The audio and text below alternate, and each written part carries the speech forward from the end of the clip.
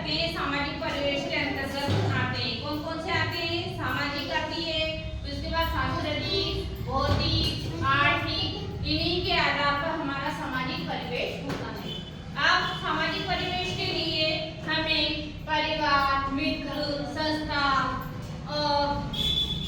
रीति रिवाज है ना, और इसके प्रकार इसमें आर्थिक स्थिति भी आ जाती है, जैसे कि हमारे धन कमाने का कौन सा साधन होता है, नौकरी है, व्यवसाय है, ये सब मिलकर के हमारे सामाजिक परिवेश के अंतर्गत आते हैं।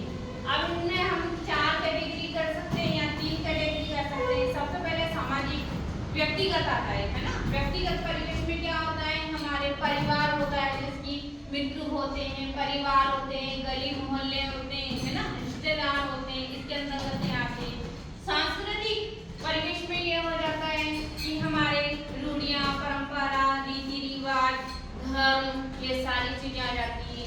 फिर इसके बाद आता है संस्था धर्म में आता है हमारे, जिसमें आर्थिक बता सकते हैं या संस्था सॉरी आर्थिक हो सकता है। इसमें आर्थिक परिवेश में आता है हमारे कमाने का किस प्रकार का जरिया है, जैसे कि व्यवसाय करते हैं हम, है ना, क्या करते हैं, नौकरी करते हैं, व्यवसाय करते हैं, कोई किसी प्रकार का कोई काम करते हो, इस प्रकार का हमारे आर्थिक स्थिति से हमारा क्या जीवन का स्तर पता लगता है कि किस प्रकार के हो। जैसे कि मध्यम परिवार हो के नीचे में होते हैं, नीचे श्रेणी में आते हैं, जैसे कि कोई आर्थिक स्थिति में पता लगता है कोई अमीर होता है। इस प्रकार से हमारी कैटेगरी बनती, मध्यम श्रेणी, उच्च श्रेणी, निम्न श्रेणी में आते हैं।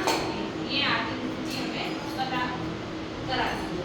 इसी प्रकार से आता है हमारा जो संस्था होती है वो भी इसी प्रकार से होती है। संस्था में कौन कौन से होते हैं? जैसे उसमें पहला तो आ जाता है कि संस्था स्कूल होता है, स्कूल के बाद हमारे आसपास के संस्था बनी हुई है, एनजीओ होती है ना, और धार्मिक संस्था में भी आ जाता है। सब प्रकार से हमारे संस्था ग्रुप जहाँ पर व्यक्ति इकट्ठे होकर के किसी नियम को बनाना होता है, और उसके आधार पर हमारे परिवार में या हमारे मोहल्ले में या हमारे ग्रुप में क्या होता है, परिवर्तन लाता है।